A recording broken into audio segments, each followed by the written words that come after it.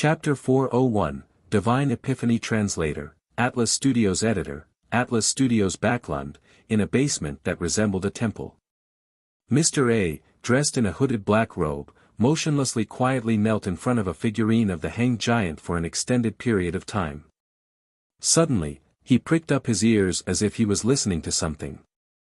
After a short pause, Mr. A's hands jerked up, and he snapped his right index finger with his left palm. He stuffed the bloody finger into his mouth and munched on it like he was eating snacks, making crunching sounds. Gulp. Mr. A's throat wiggled, and he swallowed his gnawed fingers into his stomach. His body suddenly trembled, as if he was being grabbed and shaken by an invisible figure. In this state, Mr. A stretched out his right hand and used the blood from his wound to write words on the ground. Those words were written in neither Jotun or Dragonese, which could stir the powers of nature, nor was it in Hermes, which was used for sacrificial rituals. Instead, they were written in the most ordinary and commonplace language, Loan. The scarlet color quickly gathered together and the words pieced together into a few sentences. Found, the fool that doesn't belong to this era. The mysterious ruler above the gray fog. The king of yellow and black who wields good luck. Adorers and devotees in Backlund. After the end of the divine epiphany, Mr. A stopped trembling, and a new finger grew out of his squirming wound. He lowered his head and carefully read the words he had just written, the corners of his mouth curled up in the shadows. By your divine revelation. Mr. A humbly prostrated as though he had found the meaning of his existence once again. City of Silver, at the top of the spire. Lovia walked to the window and looked down at the candlelight in the darkness, her expression softening. After an unknown period of time, she heard a knock at the door. Your Excellency. Lovia turned around with alacrity and greeted the visitor with a smile. The door opened backward automatically. The person standing outside was none other than demon hunter Colin Iliad. He was draped with a brown coat and a leather belt with secret compartments around his waist. Lovia, the abnormality of the exploratory team has been verified, Colin described plainly. As captain, regardless of your condition, you have to stay in the dungeon for 3 days and undergo the Glory Crown's cleansing. You should know that this is the rule. Lovia didn't show the slightest hint of anger as she calmly smiled. I know, I've already made preparations to stay in the dungeon for a long time. When it's over, I can accept any arrangements even if you guys still don't trust me. As she spoke, she had walked to the door and went past demon hunter Colin while facing him. Colin turned silently and followed her down the winding steps. Halfway there, they heard heart-wrenching cries and shouts. Is it starting again? Lovia asked with a slightly confused expression. Colin nodded and replied in a low voice, yes, this is a destiny that we can't escape from. At this moment, in a large hall in the middle levels of the spire. The members of the exploratory team and the few residents of the City of Silver who had been corrupted were pressed down to the ground by seemingly corporeal holy lusters. They were unable to move, as though they were carrying a huge mountain on their backs. A couple in their 40s with dark skin held a sword with complicated patterns as they walked up to a young man in his early 20s. The young man's body had already turned into a meat slush, but his head was still intact. Only a long, thin, blood-red tendril grew out of it. Seeing the couple approaching, he shouted in horror, Dad, Mom, what are you doing? Didn't we agree to eat grilled iron scorpions together tonight? Dad, Mom, I caught a lot of iron scorpions for you. The couple couldn't bear it any longer and turned their heads to the side, but they raised the sword in their hands high into the air. After 2 stabbing sounds rang out, the young man stopped his wailing. He twitched first, then he completely lost all signs of life. Elsewhere, a young girl, who was around 10 years old, raised a sword with complicated patterns on it. Tears were streaming down her face as she stabbed her elder sister. The girl lying on the ground suddenly laughed and gently said, From today onwards, you'll have to live your own life. Don't be naive anymore. The girl immediately cried until her vision turned into a blur, and the sword in her hand stopped in midair. However, a strong palm pressed the back of her hand, pushing it forward. Oof! The girl was left stunned, as though she couldn't hear or see anything. This was the ancient curse that everyone in the City of Silver was under. They had to kill their own blood relatives to prevent them from turning into terrifying and strange evil spirits after their deaths. Therefore, even though Dark had completely mutated into a monster and was corrupted by an unknown existence, having no value in interrogating, the shadow observer didn't dare to kill him on the spot. Instead, he tried his best to restrain the monster and bring it back to the spire to wait for his parents. Otherwise, the situation would only become worse. The exploratory team members were currently receiving the same treatment that they had been subjected to, a process that remained unchanging for more than 2,000 years. Although no one knew if they would mutate after dying in this state, no one dared to gamble on it. Fortunately, the City of Silver didn't have a large population, and all of them lived in the same area. Under the arrangements of the upper echelons for each generation, there were quite a few people who were related to each other by blood. Even if they were limited by 3 generations, they would still be able to find quite a few. Because of this, the Beyonder in charge of setting up a patrol team would first have to consider the matter of blood ties in order to prevent any unexpected situations from occurring. The requirements for exploratory teams weren't that strict because their missions were always to invade deep into the darkness and stay far away from the City of Silver.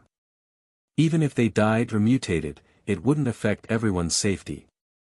Once a resident no longer had blood relatives within 3 generations, they would be placed under strict surveillance, and as soon as he became seriously ill or visibly aged, he would be exiled into the depths of darkness, away from the City of Silver.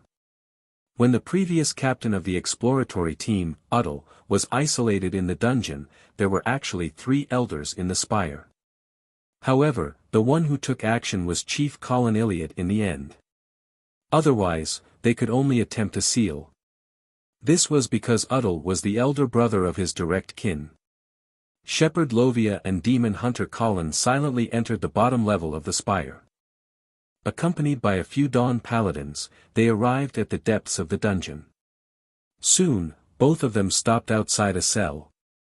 The Dawn Paladins dispersed themselves a distance away.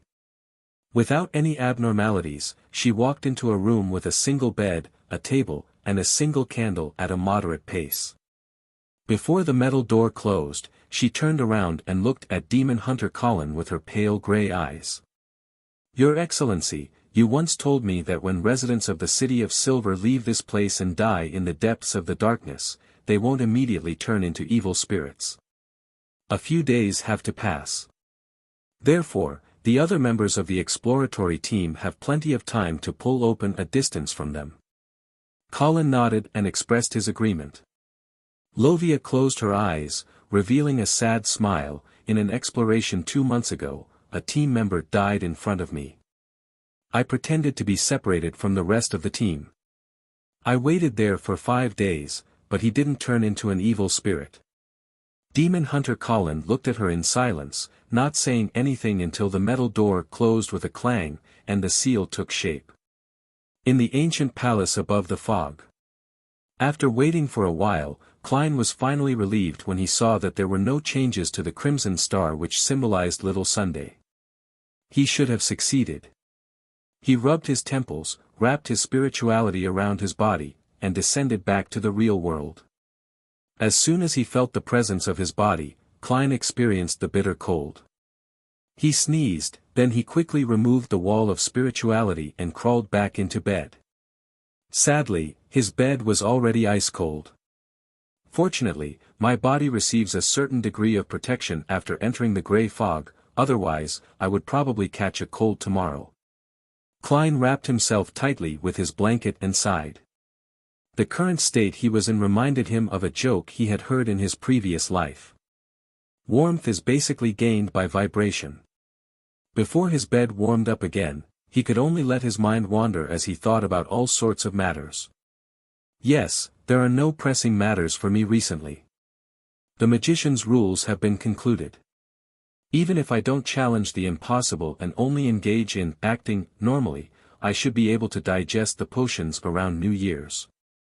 My next task is to collect the Beyonder ingredients for the faceless potion and save up the necessary funds. But that's not something I can rush. The taut strings in Klein's mind gradually softened, and he suddenly had the thought of resting for 2 to 3 days. As the bed warmed, he fell asleep without realizing it. When he woke up, he heard the church bells ringing 8 times. Klein stretched out his arm, felt the cold, and silently withdrew it. It seems to have turned colder again today. Since there's nothing pertinent to do, it seems I can just continue sleeping in. Relaxed, he closed his eyes again.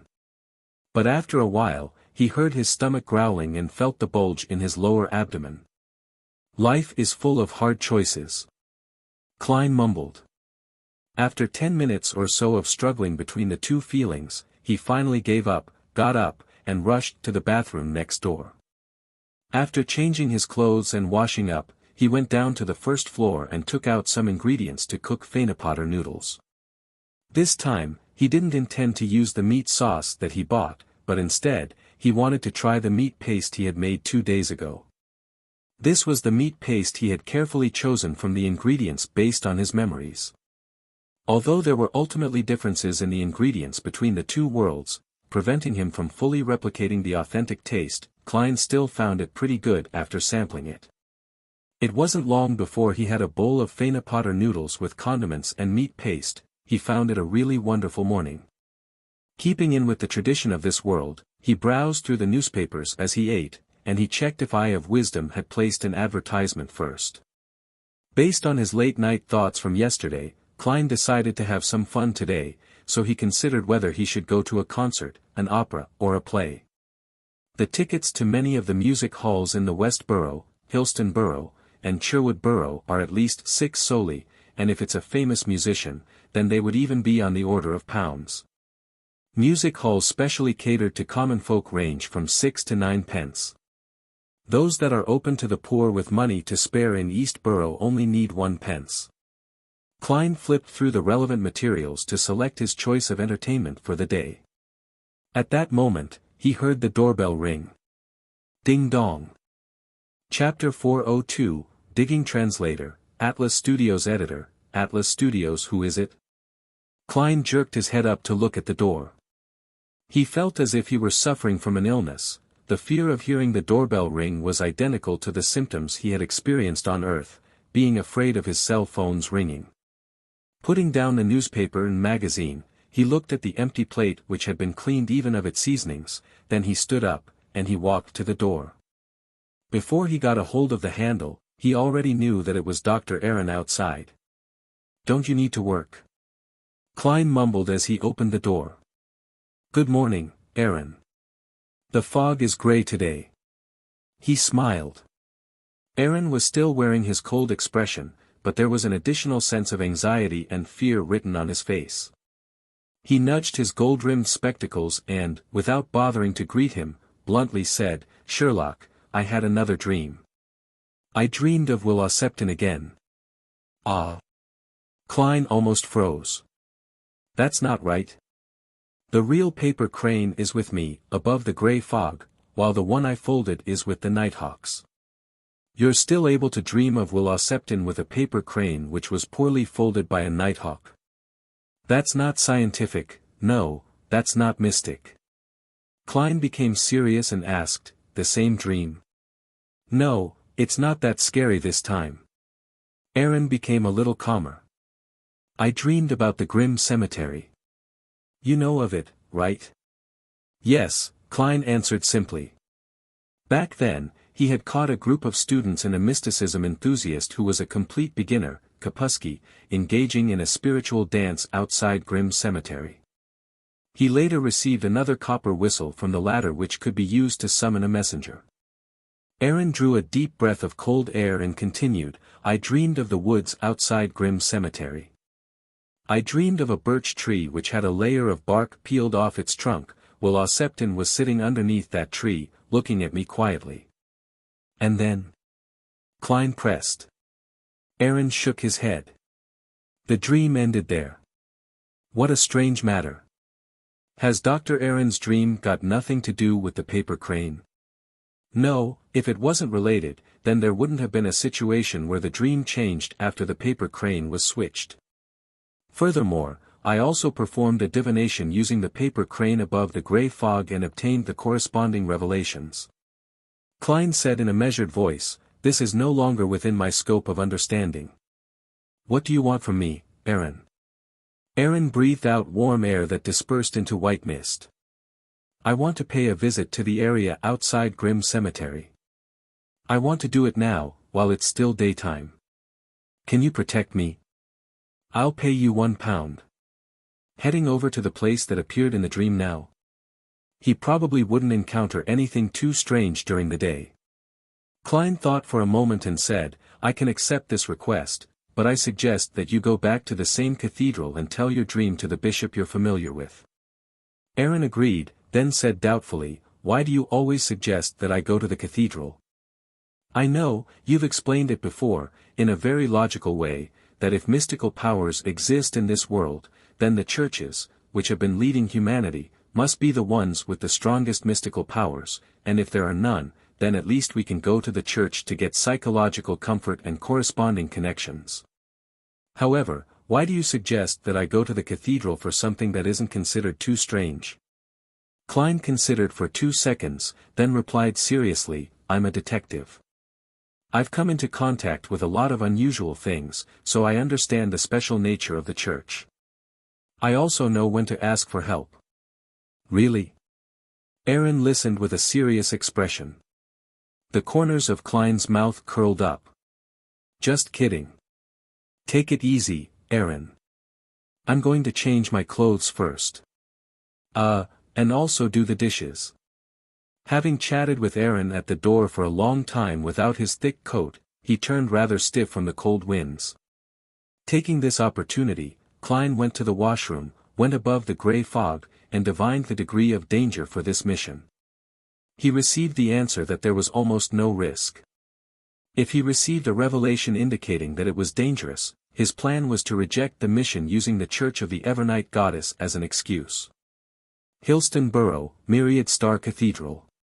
"Sherlock, why don't you hire a maid? As a great detective, you can afford to have several servants," Aaron asked, as he led Klein to the Church of the Evernight Goddess's largest cathedral in Hillston Borough. This was something that he had wanted to ask while in the carriage, but he had never found the opportunity to change the subject.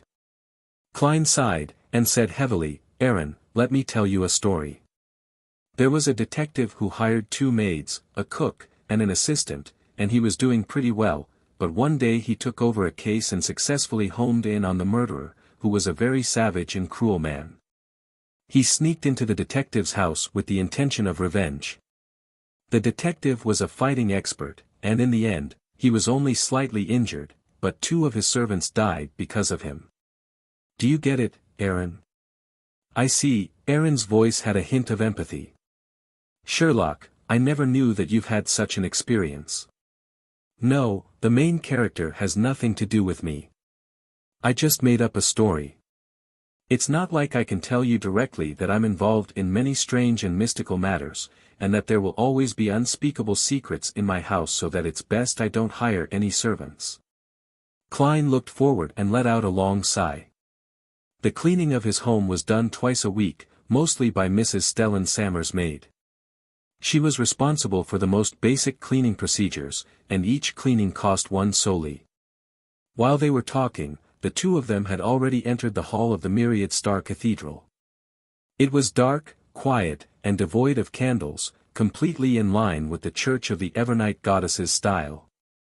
At the very front of the hall was an altar engraved with a dark sacred emblem. The stars were inlaid with self-illuminating pearls, and the crimson moon was made of rubies. The rest of the hall was filled with the darkness of the night. With a single glance, he could see that the place was filled with specks of light as the crimson light illuminated the area, making the place extremely sacred. But Klein felt that this was inferior to the design used by St. Selena Cathedral in Tingen. That hall was pitch black, with only light penetrating from the front through the fist-sized holes. It resembled a star sky, making one feel awe from the bottom of one's heart. However, there's a problem with that kind of design. At night, the effect would be gone. Klein took a seat at random, took off his half-top hat and leaned on his black hardwood cane, while Aaron continued down the aisle to the confessional in search of the bishop. Sitting in such a large hall and looking at the people who were concentrating on praying, Klein's heart suddenly became tranquil. Come to think of it, this is only my third time entering the goddess's cathedral. He let out a self-deprecating laugh. Inside the Cathedral of Serenity at Winter County. Leonard Mitchell put on his black windbreaker and red gloves and entered the room of the high-ranking deacon, Christette Casimir. Congratulations, you have officially become a red glove. May the goddess bless you. Casimir drew a crimson moon on his chest. He still had his mouth covered with his high collar. Praise the lady. The honor is mine. Leonard raised his right hand and gestured 4 points in a clockwise fashion. Casimir didn't say anything else and went straight to the point. According to your request, I've placed you in Soist's team. He's a soul assurer and possesses a mystical item. I've already ordered someone to prepare a beyonder weapon for you that you'll need. Your team will be in charge of a devil summoning case, and you'll take into consideration certain clues to perform the search. For example, cases that have happened consecutively in Backlund and matters related to a tarot ritual. Yes, Reverend Casimir. Leonard held no objections towards the mission. This will be the beginning of my revenge, he silently said to himself. Westboro, in the periphery of Grimm Cemetery. Klein accompanied Dr. Aaron as they took quite a while to walk around the nearby woods, coughing from time to time as a result of the falling grayish-white dust. Maybe there isn't a tree like that. Dreams can't fully reflect reality. Towards the end of the search, even Aaron was feeling a little uncertain himself. Fortunately, I'm good at finding things. Klein pointed with his cane and said, let's take a look over there and make it our final effort. All right. Aaron gasped for a breath of air. After a short walk, Aaron suddenly stopped and said, while pointing diagonally ahead, over there, over there. About a dozen meters away, a birch tree with a strip of bark around its trunk stripped off stood there quietly, as if it were waiting for them. It's identical to the one in my dream, Aaron said with conviction. Klein smiled and said with some vigilance, but there's no Wuxia. Aaron got close to the birch tree, frowned for a while, then he suddenly pointed to the side of the tree and said, back then, Wuxia was sitting here, and he was pointing at the mud below him with his finger. Pointing at the mud below him? Klein stood at the side, looking down at the almost unwithered grass. You want to dig it up? Aaron nodded. We've already found this place, so we should confirm what's here. Sherlock, go to the cemetery and borrow 2 shovels. It's better if I stay here. You go to the cemetery, I'm worried something might happen to you, Klein said cautiously. All right. Aaron didn't refuse, and he immediately left the forest. After a while, after offering some money, he returned with 3 shovels and a tomb keeper, and they began to dig. While Klein was digging, he suddenly smelled something familiar. As the soil on the surface parted, the things below were gradually exposed. It was the body of a child that was already greatly rotten. His skin and flesh looked as if they were about to melt, and many bugs crawled in and out of his nose and mouth. Clang! The shovel fell from Aaron's hand and hit a rock. He pointed to the legs of the corpse, his mouth moving frantically, but he was unable to say a word. Klein endured the nausea and looked closely, discovering that the child's left leg was obviously missing its lower half. At the same time, Aaron took 2 steps back and fell to the ground, shouting sharply, Wuxia. Wuxia. It was Wuxia's corpse. He's dead. Wuxia is dead. And he seems to have been dead for some time. Could this be fake? Klein looked at the body of the child in surprise and suspicion as many thoughts bubbled in his mind. From what he knew, Wuxia was a special child who could be involved with a sequence one of the monster pathway, Snake of Mercury, in some way. In the divination game he played, a casual doctor, "Your luck will get worse," was enough to make Aaron suffer from bad luck for an extended period of time. The paper crane he folded allowed Aaron's astral projection to be located in the spirit world and be instilled with artificial revelations. Even above the gray fog, Klein only received an inkling of his location and couldn't come to an effective conclusion. How could such a child die for no reason? He was dead before Dr. Aaron's dreams. What about his family? Klein narrowed his eyes, and despite his intense nausea, he carefully examined the highly rotten body. He noticed some torn tarot cards in the surrounding soil. His spiritual intuition told him that the corpse in front of him was most likely Wuxia Septon. It's really shocking and difficult to understand. I should go above the gray fog later and confirm if it's a fake death from Wuxia Septon. Wait, what does this have to do with me? I had already decided not to get involved in this matter any further, in case I get entangled by some snake of mercury. This might be even more terrifying than sealed artifact 0-08. Klein snapped out of his daze and said to the terrified tomb keeper and Dr. Aaron, who was on the verge of a mental breakdown. "Call the police." "Okay. Okay." The tomb keeper was taken aback at first before he repeated his reply. With the shovel in hand, he turned and ran out of the woods, at a speed that was so fast that it appeared as though he was being chased by a zombie. As expected, he's just an ordinary person and isn't cautious at all. In this kind of situation, shouldn't he be wary of the people around him who might have malicious intent? By exposing your back, it would be easy for you to be hit by a shovel. Klein glanced at the back of the tomb keeper and shook his head with a sigh. When he was a Nighthawk in Tinjin, he had read a lot of case files and found out that many of the victims had ended up becoming victims of their companions. Thinking of this, Klein walked to Dr. Aaron, bent down, and stretched out his hand. "There's nothing to be afraid of. He's already dead. It's the death that scares me." Aaron calmed down a bit, and without accepting Klein's help, he got up by himself. His black frock coat was covered with dirt, and Klein felt his heart pain for the clothes for some baffling reason. "I'm the kind of person who can't stand seeing anything valuable get damaged." He inwardly sighed with emotion. Noticing that Aaron was still panicking, Klein laughed and said, "At such times, praying to the deity you believe in has quite a remarkable effect." "Is that so?" Aaron was stunned. He tapped his chest 4 times in a clockwise manner and chanted softly, "The Evernight Goddess is nobler than the stars and more eternal than eternity." Your devout believer prays for your blessing. After repeating this over and over again, he gradually calmed down, no longer feeling as terrified as before. Klein drew a triangular sacred emblem on his chest and silently whispered to himself, "God of steam and machinery, your completely unfaithful believer is begging for your blessings." As he spoke, he couldn't help but laugh at himself, suspecting that he might be smote to death by lightning on the spot.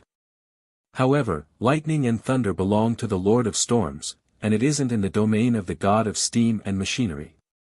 Klein thought in a relaxed manner. After about 20 minutes, the two of them found themselves sitting in an interrogation room at a nearby police station. During the testimony, Klein frankly informed the police that he was a private investigator who wasn't too sure of what was happening.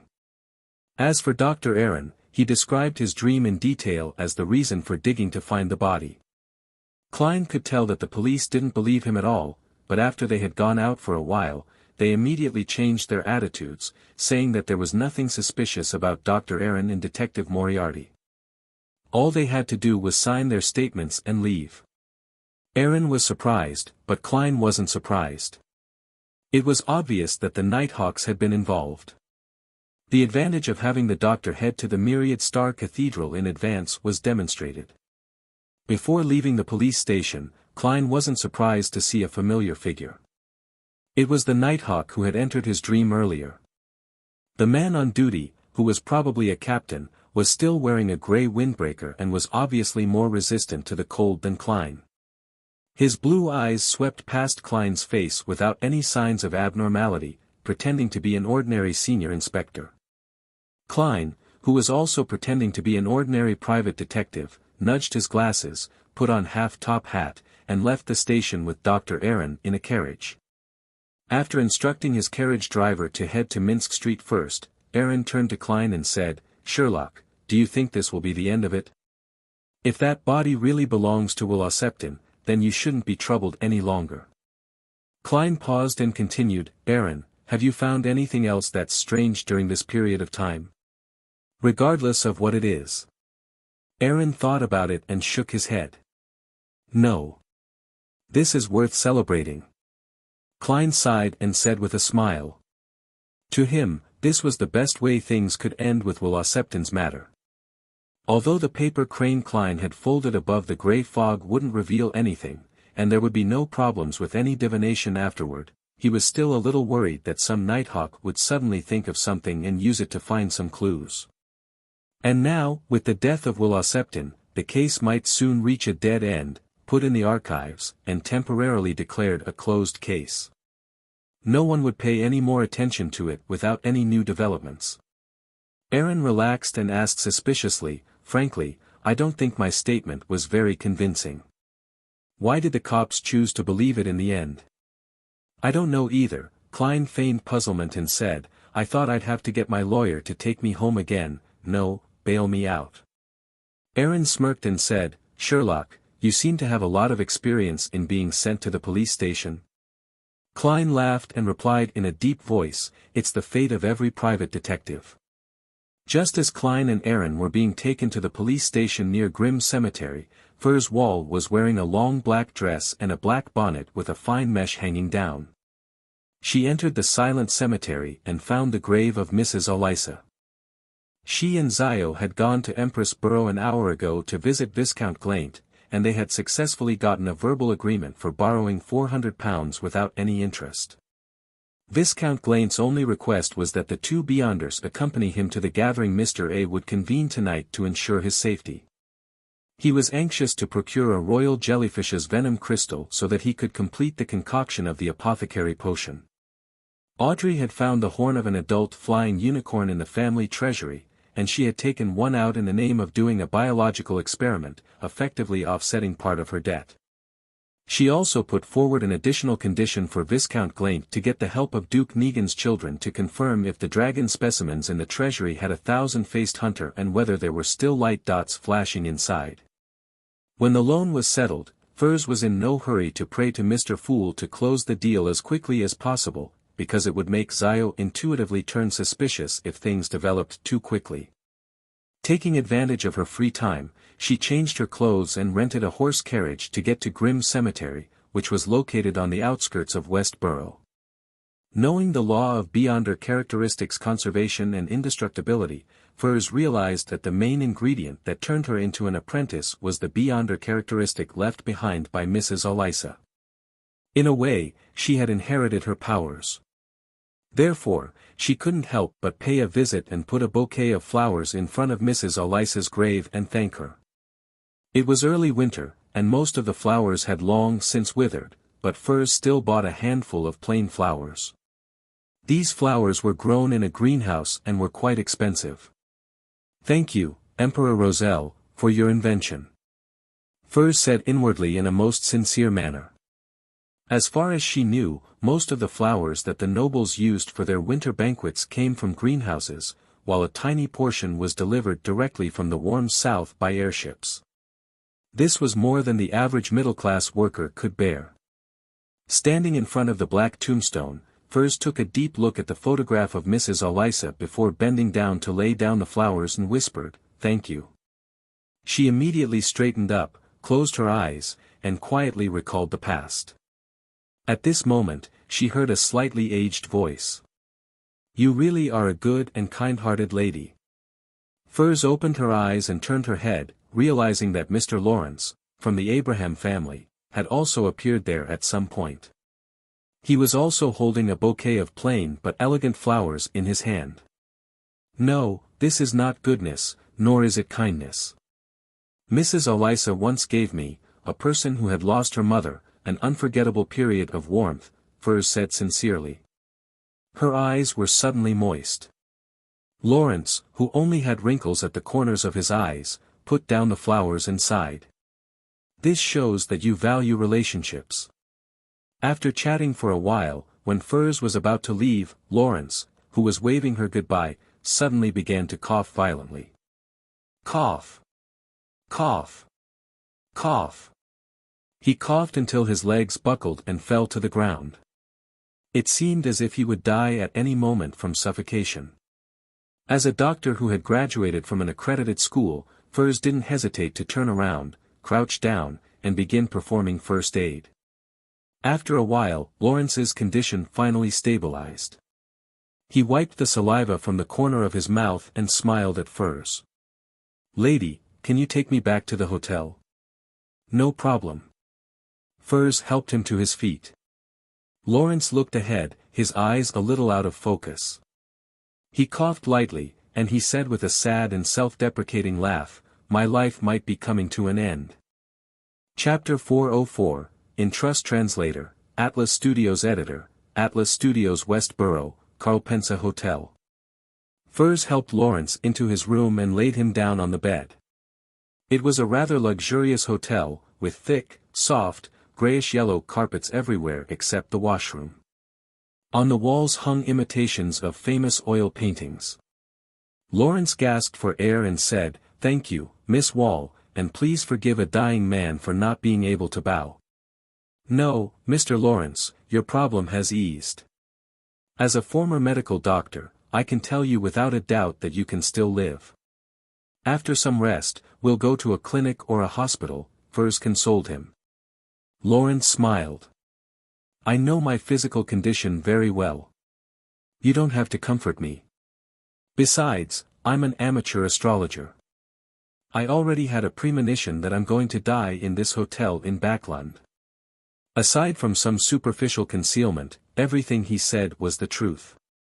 He was already close to 80, and he was no longer that robust and spirited young man from before.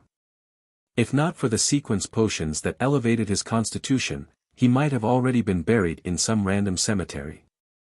Originally, Lawrence thought he could live for another 10 years, but who would have thought that he would encounter a rebellion caused by the former traveler Bodis?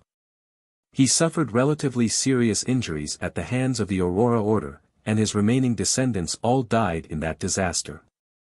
This dealt him a great blow, and he almost didn't manage to recover from it.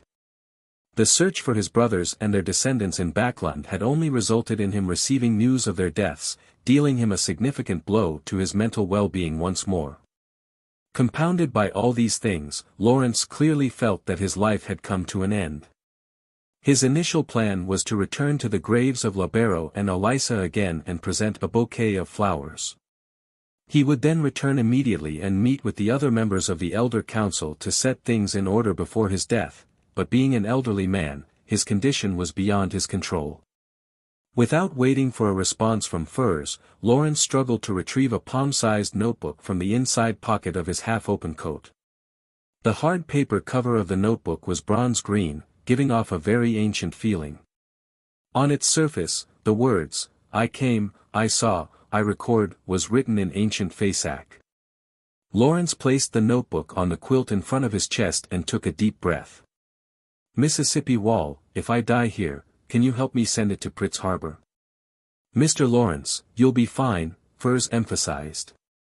At the same time, she subconsciously glanced at the notebook and found that it wasn't thick at all. There were a total of 3 types of papers inside, one of which was a yellow type of parchment which had very few pages. The other was yellowish-brown goatskin and the number of pages was in the middle of the range. The last was comprised of ordinary white paper and was the most common.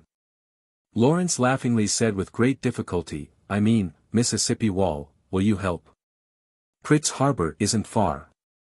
It's not even a trip. If it needs to be rushed, then I can even make the round trip in half a day by taking the steam locomotive." Furs nodded. Lawrence breathed a sigh of relief as his mind seemed to recover a little. "After I die, wait 10 minutes. Retrieve the glowing object from my body, and then send it along with this notebook to Dorian Gray at the Pritz Harbor's Fishermen Association. The £42 in cash in my wallet will be the reward and my gratitude. As for these clothes of mine," let it turn to ash along with me. No, you don't need to give me anything. No, you'll be fine, Mr. Lawrence, Furs said earnestly. As if he hadn't heard her, Lawrence whispered to himself, maybe Dorian will give you additional rewards, but it depends on you. I believe you. From Elisa's matter, I can tell that you're a good girl. He suddenly seemed to turn lucid as he said to Furs, Ms. Wall, can you go down to the first floor and bring me a jug of water? I don't know when the waiter will come over. No problem. Without thinking, Furs took a water jug and walked out of the room. After walking a few steps, she suddenly felt that something was amiss. The water jug in her hand was heavy, and there was obviously a lot of water in it. Just as she was about to turn around and ask, she suddenly sensed a strong fluctuation of spirituality in the room. That was. For a moment Furs froze, and then she understood what Mr. Lawrence was trying to do. As death approached, he could clearly sense that something was wrong with his body. He was afraid of losing control and turning into a monster. He wanted to die as a human, not a monster, so he chose to end his own life. That was the last form of decency for a Beyonder. Of course, if he had turned into a monster, all his plans would have come to naught. With this in mind, Furs became dejected. She waited outside for nearly 10 minutes before she pushed open the door and entered. She saw Lawrence lying silently on the bed, looking like he had aged considerably. Beside him was a diamond the size of an eye. The light which shone in through the window was constantly refracted by the diamond, forming a scene as beautiful as the radiance of the stars. Furs sighed and performed a careful examination. She found that the cause of Lawrence's death was the most ordinary form of cardiac arrest. Sherwood Borough. 15, Minsk Street. Klein rested for a while after getting home. He then went above the grey fog, having plans to divine the situation with Wuxia. He had the paper crane fly out of the trash pile in the corner and made it land on the long bronze table in front of him. Then, he took out the topaz pendant that was wrapped around his sleeve. As he held the spirit pendulum in his left hand, Klein used cogitation to adjust his condition before recalling the scenes he had seen in the woods outside the cemetery. He might not have noticed some of the details, but it was certain that his spirituality wouldn't miss any. This divination was mainly about using this point and relying on the grey fog to eliminate all distractions. After finishing his preparations, Klein took out a goatskin parchment and wrote the divination statement, Wuxia is completely dead. Then, he pressed the paper crane next to the divination sentence, almost causing the topaz pendant to touch the words. After entering a state of cogitation and completing all the steps of the spirit dowsing, Klein opened his eyes and looked at the result. The topaz pendant was rotating counterclockwise at a fast frequency and high amplitude. It was a negative result. That meant that Wuxia wasn't completely dead.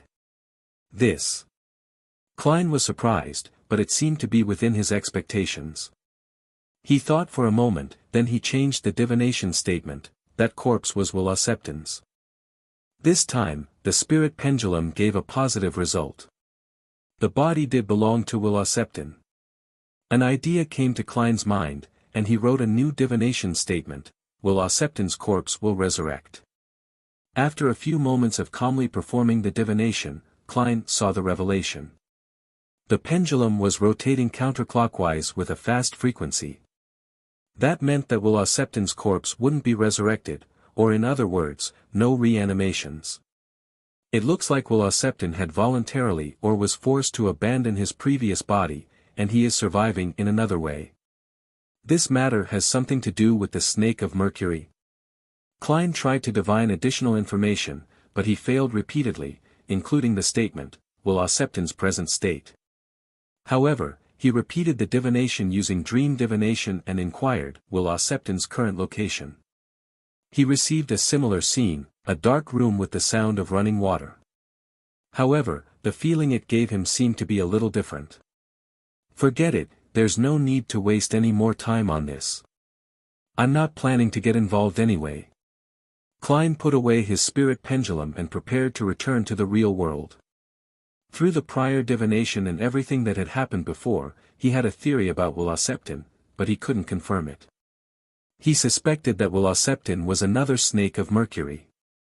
As a sequence 1, a snake of Mercury wasn't the only one. There could be up to 3 in existence at the same time. The snake of fate, who wielded destiny naturally, could locate Aaron's astral projection through the paper crane and show him a false revelation.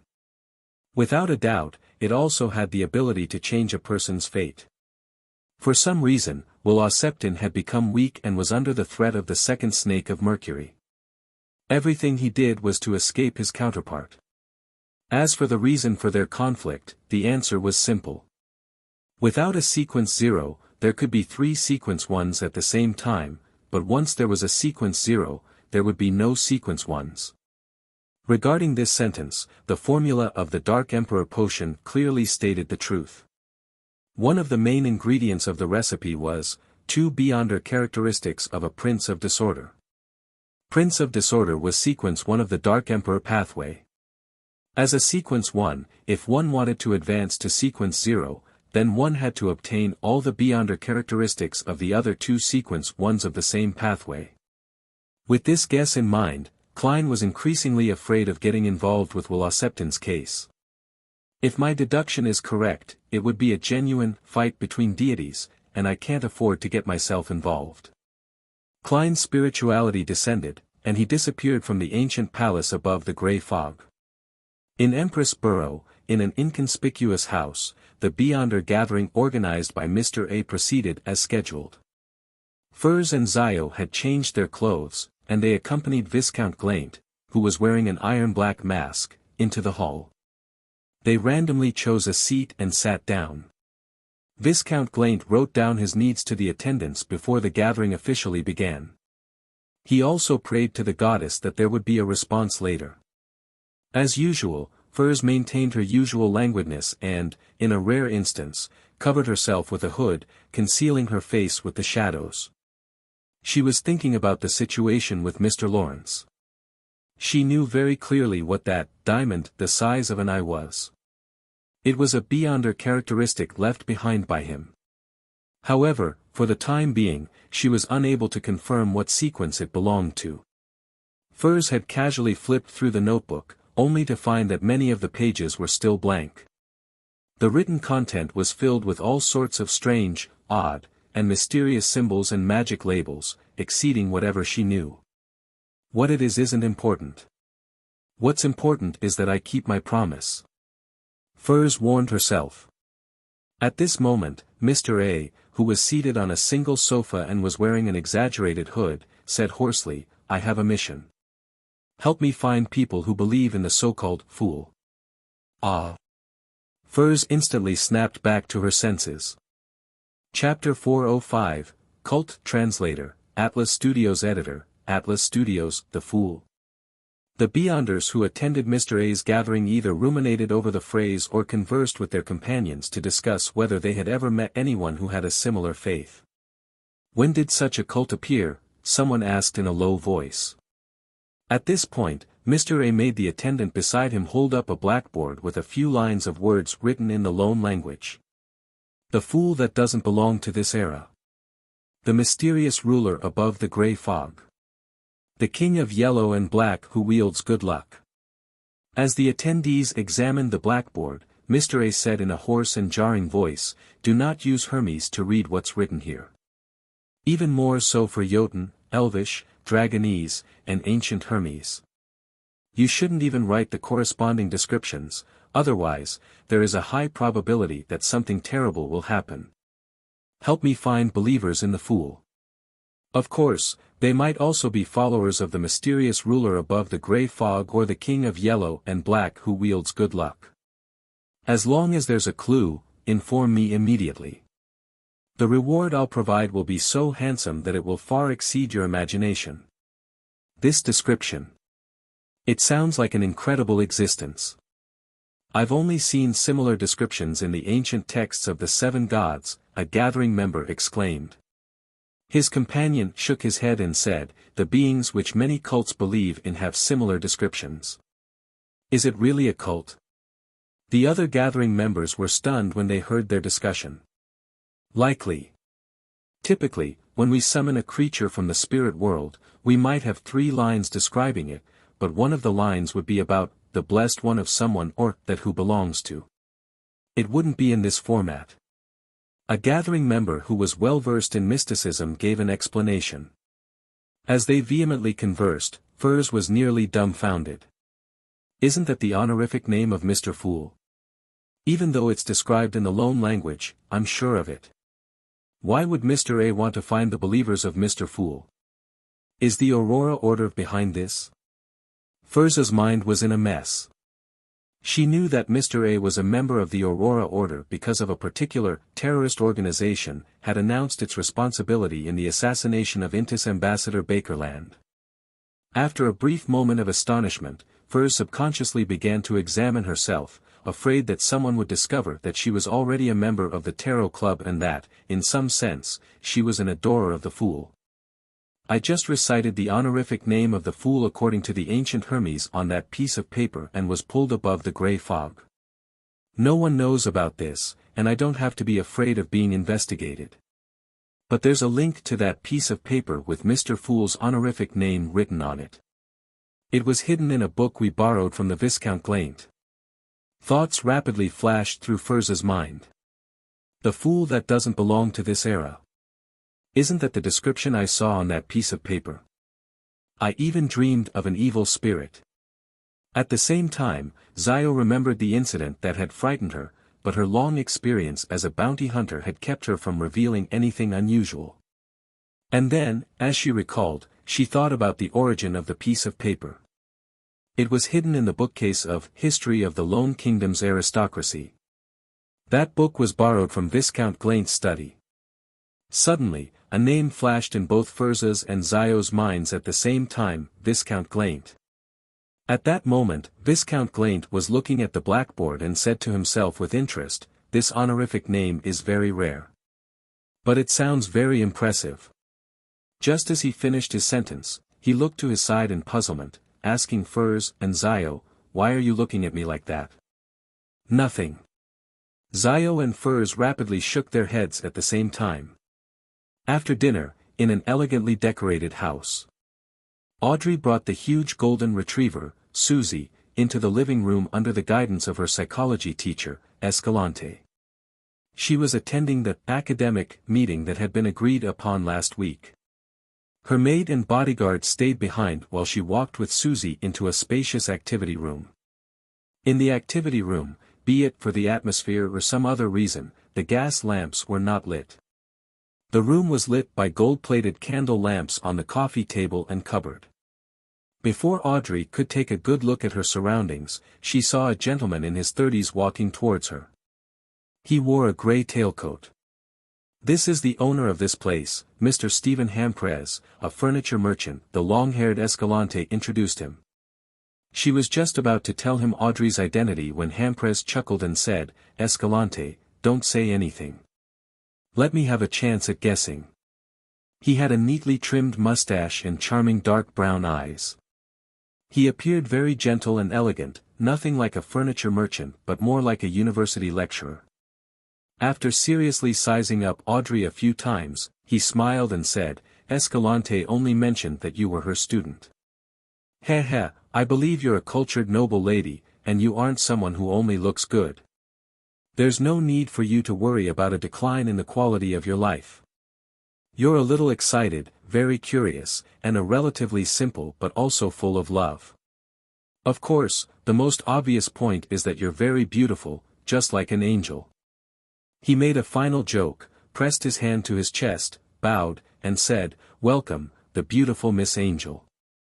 You're right, as expected of a member of the psychology alchemists. However, what you managed to observe was the me from a few months ago. It's all a facade I've put on for myself." Audrey opened her mouth in surprise and astonishment. "Did you know me before, Mr. Hamprez?" She didn't let her shocked expression linger too long on her face, because such emotions were meant to be instantaneous and wouldn't last too long. If anyone were to be surprised for several seconds, then it meant that their performance was most likely an act. Audrey didn't notice this at first, but after watching others act all this time, she naturally came up with a lot of rules. No, I still don't know you. This is just the basics of being a psychology enthusiast. Hamprez chuckled. Before he could finish his sentence, Audrey had already completed her observations and made a corresponding judgment based on her surroundings. His attire and the furnishings of his house all indicate that he's a person who cares deeply about how people view him. The sapphire on the ring of his left hand doesn't look small, but its actual quality is very ordinary. There are no symbols or magic labels on it. His finances aren't as good as he presents them to be. He's vain. Even though he was very enthusiastic just now, the way he stands there, the direction in which his feet point, and the changes in his emotional colors all indicate that he still has many concerns and is on his guard. He sincerely commended me on my looks, but it wasn't in the way a man would look at a woman. There are signs of him using facial products, and his eyebrows are definitely drawn. His skills are inferior to my makeup maidservant, Solia, but they're better than mine. The cologne he uses is confusion, something that I've only seen women use before. Yes, he probably likes men, and the role he plays is the weaker one in the relationship. At the same time, Audrey expressed her longing skillfully. I'd love to have your observational powers, Mr. Hamprez. As she spoke, she maintained a faint smile while being introduced to the other 7 or 8 people in the activity room under Hamprez's and Escalante's lead. The lovers of both mysticism and psychology were either descendants of fallen aristocrats, associate professors at universities, or the children of the rich. For example, the father of a young man was the owner of Philip's department store, the most famous department store in Backland.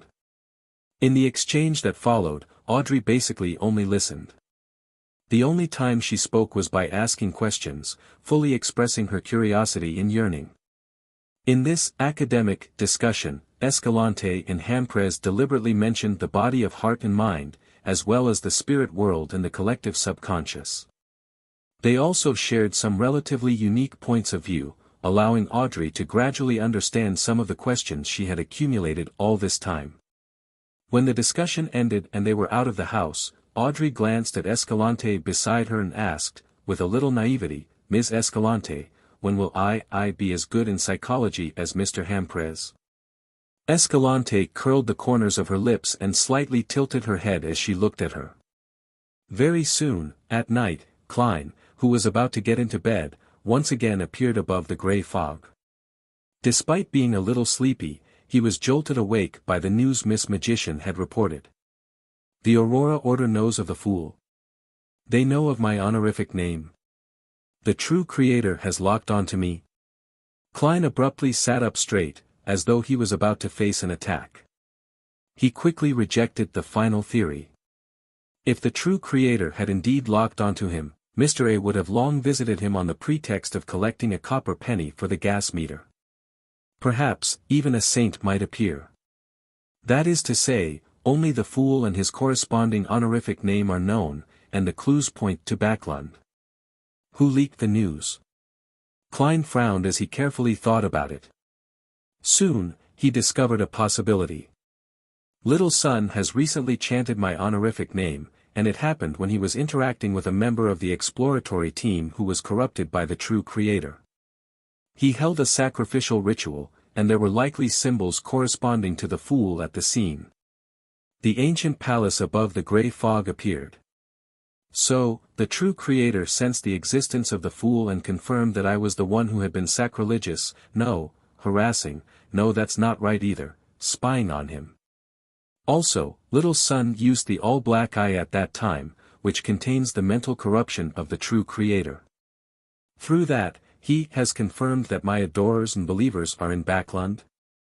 I can't take the all-black eye out in the future. Having roughly understood the problem, Klein was left with another problem. Mr. A announced the bounty for Mr. Fool's believers at a not-so-private, relatively open Beyonder gathering. Is he just dumb, or is he deliberately fishing? Sigh, the Aurora Order members are all bigoted lunatics. Their brains are mostly damaged, so it's impossible to deduce their real intentions. This is as the saying goes, as long as I'm crazy, you won't be able to guess what I'm thinking. Chapter 406, A Joyous but Extremely Helpless Reality Translator, Atlas Studios Editor. Atlas Studios. Above the gray fog, the magnificent palace stood silently. Klein drummed his fingers rhythmically on the edge of the long bronze table, concentrating on what he could do in the face of the threat of the Aurora Order and Mr. A. While having a hard time figuring out the other party's intentions, he instinctively came up with an idea. Report Mr. A. Report illegal gatherings. Klein could very easily learn of the location where Mr. A held the gathering through Miss Magician, and thus, he would be able to easily report it to the Nighthawks, the mandated Punisher, or the Machinery Hivemind in secret. An oracle of the Aurora Order was bound to garner enough attention. When that happens, Mr. A's safety would probably be at risk, so he probably wouldn't have the time or effort to track down the believers of the Fool. The problem, however, was that this was bound to implicate a group of innocent Beyonders, and Klein suspected that this was the reason why Mr. A directly offered a reward for the believers of the Fool. Perhaps he had long planned an escape. Once someone reports him, he would be able to confirm without a doubt that the Fool's believers were among the previous gathering members. As for who it was exactly, that wasn't important. Mr. A and the lunatics of the Aurora Order were definitely capable of taking exhaustive measures. And once these Beyonders fell into their hands, many of them would be unable to hide their secrets. The Aurora Order, or the Shepherd Pathway, which represented the true Creator, are the best at corrupting others. When the ideology of a Beyonder was completely twisted and once they believed in the true Creator wholeheartedly, what else could be kept a secret? It's not like there's no other way. It's best not to report it. Klein leaned back in his chair, collected his thoughts, and reorganized the entire matter. As he was thinking, he suddenly realized a problem. There were no believers or adorers of the Fool in this world. Even the Tarot Club only had a few members, and no one had divulged the relevant information. In other words, the Aurora Order wouldn't be able to find any relevant clues. There's nothing to worry about. The only bad outcome is that the Fool is now targeted by the true Creator. Although being targeted by an evil god isn't a pleasant feeling, it basically wouldn't affect anything else. Klein nodded thoughtfully. He had thought it through very clearly. The only flaw in this matter was that he had once used the title of the Fool, written in the language of ancient Hermes, as a password for an anonymous account. However, with the sacrificial and bestowal rituals having proven useful, the account had long been abandoned and had long since been forgotten. Since the last month and a half, no one had been noticed by Klein for copying the password, so it was possible to deduce the actual situation. As such, bank employees, who had been in contact with the password but apparently do not understand mysticism, wouldn't be able to reveal it to anyone, and Beyonders would at most make requests in the loan language, so even if they find the right person, it's not possible to connect the content described in the loan language with that of the ancient Hermes password. If anyone had copied it down, I would be the first to know and would be able to respond effectively. Besides, even if someone finds the password, it would be difficult to trace it back to Sherlock Moriarty. I use a variety of means every time. Miss Justice is also sufficiently careful when saving money. While rapping the table, Klein relaxed and said with a chuckle, "You believe that the Fool has many adorers and believers and that this would result in many clues that cannot be hidden?" Wrong, especially wrong. There's only one believer and adorer of the Fool. And that's me. When he said that, he couldn't help but let out a self-deprecating laugh. It doesn't seem like it's something that I should be proud of. I need to be a little careful for the time being. I shouldn't go around using the banner of the Fool. Klein reminded himself and went back to answering Miss Magician's prayers. He adjusted his posture, and said in a low, gentle voice, "Don't worry about it. Don't worry about it." When Furs received the answer, she was surprised but also felt that it was only right. In the eyes of Mr. Fool, the Aurora Order is nothing but a bunch of ants. Furs once again recited his honorific name in a low voice, and she curiously asked, "Honorable Mr. Fool, which existence does the Aurora Order believe in?" Then, she saw Mr. Fool sitting on a high back chair in the middle of the grey fog. He leisurely said, "The true creator. The true creator." Furza's eyes widened as she instantly understood why Mr. A suddenly sought out the believers of the Fool. With the help of the Tarot Club, that Sun youth in the City of Silver had successfully exposed the abnormality of the exploratory team and thwarted the true creator's ploy. Behind this incident is a confrontation and struggle between Mr. Fool and the true creator. Furz didn't dare to ask any further, and she quickly recounted her meeting with the members of the Abraham family. She also mentioned Lawrence's will, the strange notebook, and the Beyonder characteristic he had left behind. "Honorable Mr. Fool, what should I do?" she asked for advice with uncertainty. "What should you do? Miss Magician really is lucky. Why haven't I encountered such a good thing?" Klein responded with a chuckle, "Follow the true desires in your heart." He wasn't the least bit worried that Dorian Gray, from Pritz Harbor's Fishermen Association, would harm Miss Magician, because he knew she had 2 more stones on her bracelet, allowing her to teleport through the spirit world twice. "Follow the true desires in my heart." Furz lowered her head in thought. "I understand. Thank you, Mr. Fool." She decided to buy a steam locomotive ticket tomorrow. Using this mode of transportation, it would take a little over an hour to get from Backlund to Pritz Harbor, or maybe less. After reporting everything, Furz requested to hold a sacrificial and bestowal ritual. After receiving a positive response, she exchanged £600 in cash for the Sheriff Beyonder characteristic. Holding up the fist-shaped object comprised of black iron, dark red, and silver colors, as well as its beautiful spiritual radiance, Furz felt joy and admiration. Zio had long gathered the supplementary ingredients, so she would soon be promoted to Sequence 8. "And I don't know when I'll become a trick master. I hope Mr. Hanged Man and the others can help me find the appropriate Beyonder ingredients as soon as possible." Zio had been subconsciously acting as an arbiter, so she didn't have to worry about her digestion of the Sequence 9 potion, but once she becomes a sheriff, what should she do? Should I ask permission from Mr. Fool to teach her the acting method, or should I simply suggest that she sneak into the police force? At the end of the long, model table, Klein looked at the thick stack of cash in front of him and carefully counted it several times. "Through this method, I would have £1,230. I would still be short of £300 to obtain a single Sequence 6 Beyonder ingredient. Of course, £1,500 is the minimum price, and the actual transaction price is usually much higher than this. Where else can I get money these days? As soon as the bicycle patent is granted, shall I sell a portion of the shares? Yes, I almost forgot how special the Tarot Club is. The Werewolf Beyonder characteristic cannot be sold in Backlund for now, so as to avoid being discovered by high-sequence Beyonders from the Rose School of Thought. But I can always sell it elsewhere. I'll let the world entrust Mr. Hanged Man to sell it at the Sonia C at the next gathering.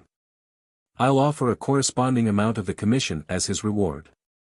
After subtracting the costs, the Werewolf Beyonder characteristic should give me at least £1,000. It will be more than enough for a single Sequence 6 Beyonder ingredient." Klein quickly came up with a plan and decided upon it. He found it a little regrettable that Miss Zio didn't seem to have much money.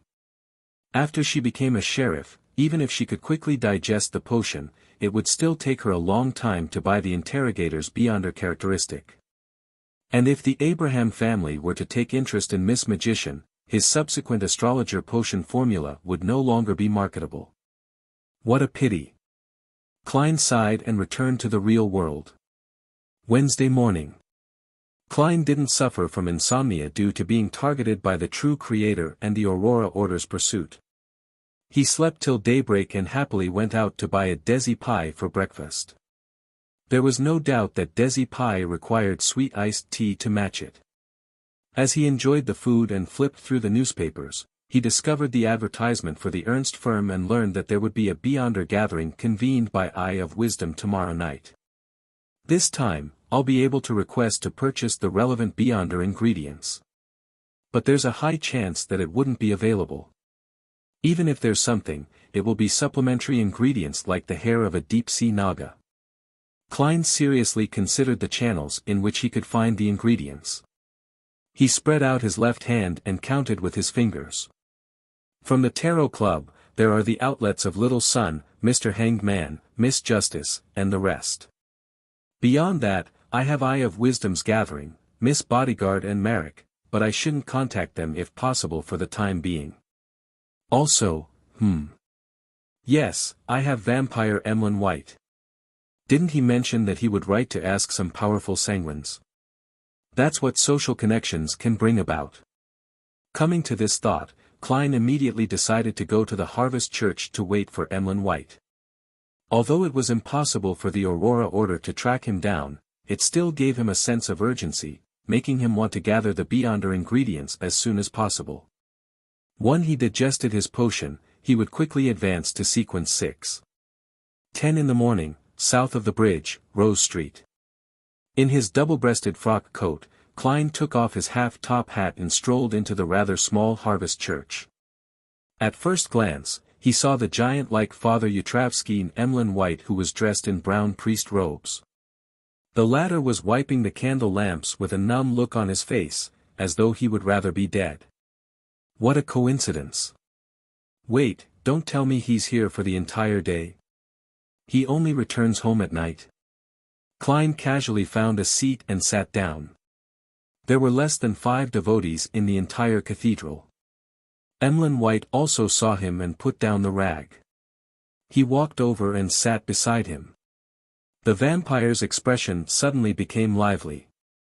He raised his chin and said with a chuckle, "You came here suddenly because you have something you need my help with, right?" Chapter 407 Inside the Harvest Church. Klein tilted his head to glance at Emlyn White. Without ruining the serene atmosphere, he deliberately suppressed his voice and laughed, returning with a question. "Are you short on money?" As soon as the words left his mouth, he felt as if he were asking if Emlyn knew about the multi-level marketing company, Amway. Emlyn was first taken aback before he scoffed. "Don't insult a noble sanguine with money." Klein instantly sneered. Looking at the tall and brawny Father Yutravsky in front of him, he said rather casually, "According to what I know, those handmade puppets are not cheap. They can even be called expensive, especially those that are as tall as a human." Emlyn gaped his mouth in an attempt to retort, but he failed to say a word. After a moment of silence, he coughed lightly, feigned indifference, and said, "Tell me, what is it that you want my help with? I'm not a sanguine who likes riddles." Klein didn't look at the vampire next to him. He smiled and said, "I have a friend who is about to advance. He needs to collect the relevant Beyonder ingredients. I wonder if you can help. Are you doubting the capabilities of a sanguine?" Emlyn White said arrogantly. "Even if I don't have them, I can write and inquire from the nobler excellencies. That's what I want." Klein immediately responded with a deluge of words: "Mutated pituitary gland of 1,000-faced hunter and 100 milliliters of its blood. Characteristic of a human skin shadow and 5 strands of a deep-sea naga. As long as I can get any of these, I will pay you the corresponding price. The cheaper the price, the more you will be rewarded." He purposefully increased the number of supplementary ingredients to avoid any losses. Upon hearing this description without any stuttering, Emlyn White suddenly felt as if he had fallen into a trap of sophistry. He calmed his emotions and said, "The cost for the Beyonder ingredients is at least £100, while supplementary ingredients are at least £10. Although I'm not clear of the level of the things you want, I believe that they're definitely not cheap or common. Otherwise, you wouldn't have come to me for help." "Very smart." Klein laughed. "Deal." At this moment, Emlyn White had a deep suspicion that he was asking for too little. Therefore, he added, "Mr. Detective, do you have any clues on removing the psychological cues?" Seeing that Father Yutravsky was concentrating on his prayers at the altar ahead of them, Klein turned to glance at the vampire and said, "I have the simplest method." "What?" Emlyn White's red eyes lit up. "Defeat Bishop Yutravsky and snatch his mental terror candle away," Klein said with a chuckle. "After you meet up with your parents, you should possess the strength needed. Are 3 sanguines not the match of a single Dawn Paladin?" The corners of Emlyn's mouth twitched as his expression collapsed. "We lost. We couldn't beat him. My parents were nearly captured. That mental terror candle is really strange, so you've already tried." The entire family almost converted to become believers of Mother Earth. 3 sanguines weren't even able to defeat Father Yutravsky. With the help of the mental terror candle and the blood transfuser, Father Yutravsky is that terrifying? Or are vampires too weak? However, all the rumors point towards vampires being rather powerful. Klein said in thought, "Then you can write a letter and ask for the help of the Noble Excellencies. There shouldn't be a lack of powerful experts among the sanguine." Emlyn White answered with a numb expression, "They refused." Suddenly, he looked at Klein with hope. "Can you defeat Father Yutravsky? Or could your friend beat him?" After receiving the sun brooch and the biological poison bottle and digesting most of the potion, I originally thought that I would be able to defeat Father Yutravsky in my spirit-body state. However, your description just now made me uncertain. Is the mental terror candle that bizarre? This kind of sealed artifact is obviously great at restraining spirit bodies. Klein rationally shook his head. "No way." He quickly changed the subject. "Why would those noble excellencies of the sanguine refuse your request? To them, this should be a simple favor." Emlyn White's face instantly turned ashen. "They say that Father Yutravsky is an adorer of Mother Earth. They do not wish to enter into direct conflict with him. They are studying means to remove the psychological cue. For example, they are venturing deep into the Sonya Sea, the Fog Sea, and the Berserk Sea, in search of the dragons that have long secluded themselves." He added with a smile even uglier than a weeping face, "By the time they figure it out or find a dragon well versed in the psyche domain, I might have already become a devout believer of Mother Earth. I'm beginning to appreciate how precious life is and how joyful a harvest is." An adorer of Mother Earth? Father Yutravsky is an adorer of Mother Earth? It's no wonder that he has so many mystical items. From the looks of it, as a powerful pirate, suddenly switching to the Mother Earth wasn't a simple matter. Klein sighed, and then he felt a sense of lingering fear. He had almost agreed to Emlyn White's request to attempt to defeat Father Yutravsky. If I lose, then I might even be locked up in the basement and forced into confinement. If I win, I might just offend another deity. No, there's no way of me winning. The adorer of Mother Earth definitely has an appropriate trump card. If it wasn't for Father Yutravsky suppressing his split personality, then I probably wouldn't have been able to defeat him. Klein wisely didn't pursue the topic. He once again looked at Father Yutravsky and said, "You can try to find an organization called the Psychology Alchemists. Otherwise, you'll have to wait for Miss Justice of our Tarot Club to become a psychiatrist. By then, you might be reluctant to break away from the faith of Mother Earth." Klein silently added. To him, it was best if Emlyn White also joined the Psychology Alchemists. That way, if Miss Justice encountered any problems in the organization, he could help her with other resources, and Klein wouldn't always have to summon himself, who was the trinity of the fool, an adorer, and a believer. Psychology Alchemists? I've never heard of it. Emlyn shook his head disdainfully. It must be a secret organization that recently appeared. This organization has existed for 100 or 200 years, at the very least. Klein denied his statement. For a sanguine with a long lifespan, 100 or 200 years means it recently appeared. Among the noble excellencies, a nap might be as long as a century, Emlyn White said proudly. Without waiting for Klein to speak, he looked ahead, cleared his throat, and said, "Do you know how to contact that organization?" Klein was going to answer that there was a man in the Tingen City's asylum named Dr. Daxter Guderian, who's a member of the Psychology Alchemists, but he stopped those words just before they came out of his mouth. With the true creator targeting me, it's best that I don't get involved with people or matters in Tingen. There's a certain risk of exposure, and once exposed, with the Aurora Order's madness, they would definitely not let Benson and Melissa go. Klein slightly shook his head and said, I've only heard of this organization. You can write and ask the other Sanguine. Emlyn White was disappointed and stopped talking about it. He turned his head to look at Klein and said, I'm guessing your friend who's about to advance is you. Klein looked forward without a care and replied leisurely, Congratulations, you got it right.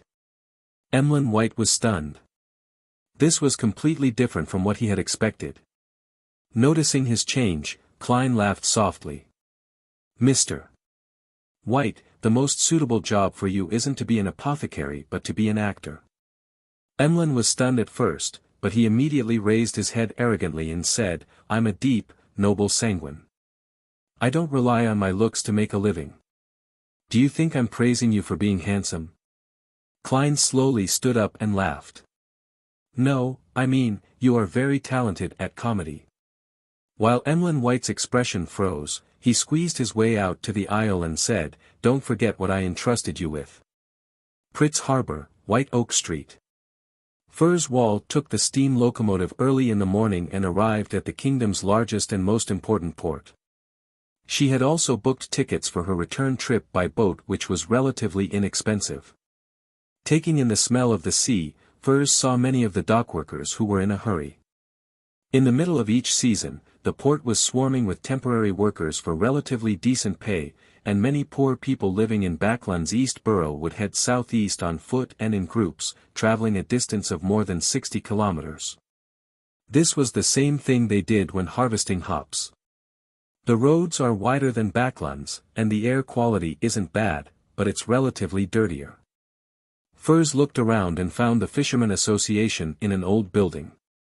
Without much trouble, she met Dorian Gray in an office. The gentleman was of medium build, with exaggerated arms. His hair was combed rather neatly, completely unlike most of the members of the association who had hairstyles that looked like bird nests. He should also be an Abraham family member. After explaining the purpose of her visit, Furs passed Lawrence's will, along with the strange notebook and the diamond-like Beyonder characteristic. Dorian received the items with a complicated expression before opening the will first. After reading it carefully, he lifted his head and looked earnestly at Furs with his blue eyes. Your kindness and honor are praiseworthy. M.S. Wall, I shall always remember the help you provided Elisa and Lawrence. Can you accept my gratitude? I wish to invite you to lunch. No problem. Furs was still wondering how to pass the time before her ship sailed. Dorian immediately arranged for her to wait in the next lounge, offering black tea, snacks, newspapers, and magazines. Returning to the office, the gentleman opened a hidden cabinet with some misgivings and took out an item. It was a pure crystal ball shining with a radiant light. Chapter 408, 408 Dorian drew the curtains, cloaking the office with darkness before he sat down. He held the crystal ball in his left hand while touching its top with his right palm. As he stroked the crystal ball back and forth, he kept chanting softly. Gradually, the radiant points of light within the crystal ball began to shine brighter and brighter, becoming more and more obvious, as if the stars in the night sky were casting their reflections. Often used to determine the direction of fate, the stars in the trajectory of one's life surfaced one after another, forming a three-dimensional astrolabe with many revelations from the spirit world that resembled symbols. Dorian Gray finally stopped and studied it. She wasn't lying. That really was the trajectory of the situation. She seems to be able to bring about changes to the Abraham family, optimistic changes. As the light from the crystal ball dimmed, Dorian stood up, having already made up his mind. At lunchtime, in the Four-Winged Bird restaurant. In front of Furs lay a filleted fried fish which had rosemary scattered over it. Its skin was crispy, its meat fresh, and it didn't have any fine bones. It was rather tasty, but the only problem was that the cook had an extremely warped sense of aesthetics. He had deliberately kept the eyes of the fish bulging out of its head, and by plating the food, he made the fish look up, as though to express its indignation over its death. Furs pushed the head down, cut off the tail, and covered the upturned eye. At that moment, Dorian Gray began moving his fork and knife as he casually said, "Elisa really liked mysticism and had done some research in this area. When you were packing her things, did you see any books, notes, or other items?" "There were some notebooks and books," Furs answered frankly. "As a result, I became a mysticism enthusiast, but unfortunately, I couldn't understand some of the content at all. For example, the sights in the spirit world. Not only was it absurd, illogical, and messy, incapable of expressing ideas, even if I forced myself to read it and systematically calm my impatience, it was still difficult to remember its contents. I would forget it once I finished reading it, let alone understand it." Furs added inwardly. Dorian nodded slightly and laughed. "Then you can consult me. I'm also a mysticism enthusiast, quite a proficient one if I may add." "Really? That's great." Furs answered appropriately. Seeing that she was really interested, Dorian immediately diverted the topic to mysticism. Sometimes he would bring up the spirit world, and sometimes he would talk about his cogitation experience. Having been prepared before he even stepped into the restaurant, he had deliberately chosen a secluded and quiet spot. Hence, he didn't need to fear that the customers around them would overhear their conversation. At the end of the lunch, Dorian offered, "I didn't know how to express my gratitude, but now I don't have to worry about it anymore." Heh, although Lawrence had paid you, I don't think that's enough to match your kindness, good-heartedness, and honor. MS. Wall, you can write to me and ask about any questions you have about mysticism. That's the least I can do to express my gratitude. That's what I wish for. Furs didn't refuse. From the exchange just now, she could clearly tell that Dorian Gray possessed rich, systematic mysticism knowledge. He was indeed worthy of being a member of the ancient Abraham family. And this was also considered something she was lacking in. Although she had mastered quite a lot of knowledge about the beyonder world, it all came from a few books and notebooks that didn't go in depth, as well as random information she had heard and experienced from the various gatherings she attended. It wasn't comprehensive or systematic enough, and it just had too many shortcomings. Upon hearing her reply, Dorian raised his cup and smiled. "I hope that one day, we will also possess mysterious and extraordinary powers." Northborough in Backland. St. Samuel Cathedral. A group of men wearing black windbreakers and red gloves entered an underground area. The leader was a man in his 40s with soft facial features and long hair.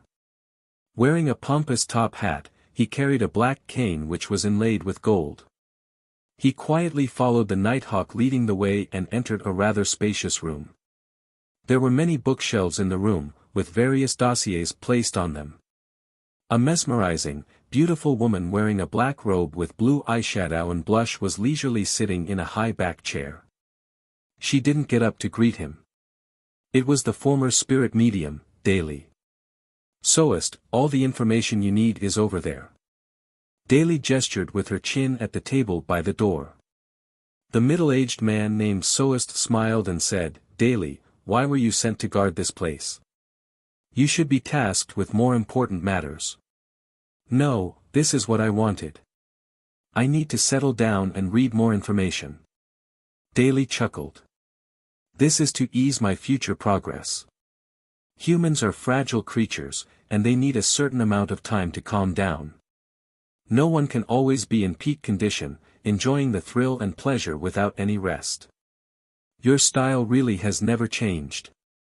Unfortunately, you've never given me the chance." Soest burst out laughing. Daly shook her head seriously and said, "Obviously, you don't understand me. My current hobby has turned even more novel. If you can turn yourself into a rotten corpse or expose your white bones, then I'll definitely be filled with interest in you." She turned to look at the red glove behind Soest. "Leonard, why did you choose to join his team?" This fellow is conceited, arrogant, and gutless. He keeps fantasizing that women would take the initiative to crawl into bed, waiting for him.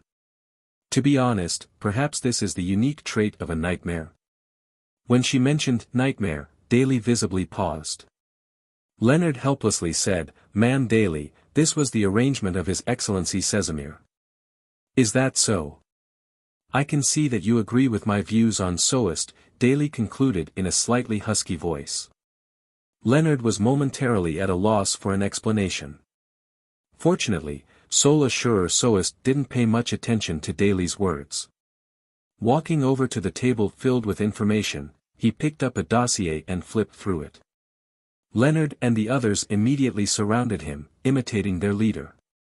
After the sound of paper flipping went on for some time, Soest casually asked, "What's new in Backland recently? Something you think is worth paying attention to?" Daly's eyes moved slightly. After thinking for a while, she said, "A few Beyonders who work with us have passed on news that many people are searching for an organization that believes in the Fool, and they have given the corresponding honorific name." After describing the Fool's honorific name in the Lone language, she chuckled. "I seem to be witnessing the birth of an entirely new cult. Of course, it might be the incarnation of an old friend. What do you think, Soest?" Soest considered the matter seriously before saying, "No, I've never heard of such an organization." At that moment, Leonard looked up from the dossier he was reading and mused, could this have something to do with the 2 tarot rituals we're investigating? The Fool is the first card in a deck of tarot cards, the most important major arcana card. Daly froze for a second, then she nodded thoughtfully. "That's an interesting idea. But there's no evidence. It's pure speculation, and it cannot even be considered a deduction," Soest said, disapproval within his tone. Leonard revealed a faint smile and said, "Emperor Roselle once said to make a bold hypothesis and then carefully back it up." Hillston Borough, Quelag Club. As soon as Klein entered the hall after leaving the Harvest Church, he saw the equestrian teacher, Talon Dumont, sitting in a secluded corner, seemingly pondering over something. Noticing that lunch was still some time away, Klein went over and greeted him with a smile. "Good afternoon, Talon. You seem to have encountered another problem." Talon snapped to his senses with a start and hurriedly shook his head. "No, nothing. You seem to have done something that you have a guilty conscience about." Klein mumbled, sat down, and laughed. "It's a pity Aaron and Mike aren't here, otherwise we'd be having another pleasant afternoon." Talon smiled in response. "They're all busy and have very little free time." Without waiting for Klein to speak, he looked around and said, "Sherlock, there's an important figure who is very interested in you after hearing about your deeds. He would like to meet you. Would you be willing? Frankly speaking, this leaves me envious. It's a very rare opportunity." "Wait, what deeds did I do? Help Mrs. Mary catch her adulterous husband? Accompany reporter Mike to a brothel? Even in my past few trips to Eastborough, I didn't do anything impressive. At the very most, they'd know that I made a contribution to the serial murders and that I helped Dr. Aaron resolve his nightmare by providing him with counsel." Klein was confused. After 2 seconds, he suddenly understood the reason. The important figure must have asked Talon if he knew of an excellent detective, and he could only think of me, so he offered to embellish descriptions about me that sounded pretty impressive, such as the true person who cracked the case behind the serial murders, the person who noticed that Mrs. Mary's former husband and his mistress had attempted to siphon funds from the coin company. I was probably described as being effective and sharp, a great detective who struck swiftly and precisely. This is how you tout each other in business. Klein sighed. He hesitated for a moment and said, "I'm sorry, Talon. But as a detective, I have my own principles, and that is to not get involved in matters involving important figures. On the stage of the higher-ups, what might be a sneeze-like friction among them might very well be an unbearable disaster for me. I won't paint a target on my back, so I won't see this important figure. This was actually something Klein had decided upon before he became a detective. He was prone to an investigation once he was involved with high society, therefore, before he became a faceless, he didn't want to bear such risks. "You're very rational." Talim sighed and said, "The important figure has anticipated this reaction and believes that such a detective is even more trustworthy, so he wishes for you to take on a commission that wouldn't involve high society." "What kind of commission?" Klein asked. Talim chuckled and said, "The Capim case which you and Mike were talking about last time. The important figure is very interested in the organization that uses tarot cards. He said that there has been more than one such case and wishes for you to find any relevant clues." Chapter 409, 409 What? Getting me to investigate myself again? Klein nearly suspected that this was a deliberate test. An organization that uses tarot cards to represent itself really is interesting, and I think so, but I don't want to sell myself out. Right, Capim's matter is clearly not that simple. He had a total of 4 Beyonders protecting him, so there must be a powerful faction behind him. What's the difference between investigating this case and being involved in high society strife? Well, this isn't something Sherlock Moriarty should know. Klein revealed a thoughtful expression, and while weighing his options, he said, "It's not easy to find a mysterious organization. Besides, it's very dangerous." Talim seemed to have expected his answer and chuckled. "Sherlock, there's no need for you to take risks. The important figure's intention is for you to pay more attention and to gather the relevant information or rumors. Here's £5 in cash, money for your activities. Even if you don't receive any valuable information, the money is yours. And once you gather any useful clues, he'll pay you per lead and reimburse you for your expenses throughout the process. Such good conditions. That important figure has put a lot of his attention on this matter. Does he have connections with the forces behind Capim, or does he wish to find the mysterious organization that uses tarot cards as a code name to help him? Reimburse. It's been a long time since I've heard someone promise me something like this. Since he's already gone so far by promising me such perks, it would appear very suspicious if a private detective were to refuse the commission. Furthermore, the matter of investigating myself should clearly be left to me." Klein hesitated for a few seconds and said, "All right. I'll do my best." He didn't stand on ceremony, and he accepted the 5 one-pound notes that Talim handed him, intending to provide a vague clue every week or two. Isn't the Aurora Order looking for the Fool?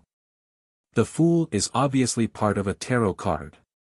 I hope that important figure will pursue this path all the way and get rid of Mr.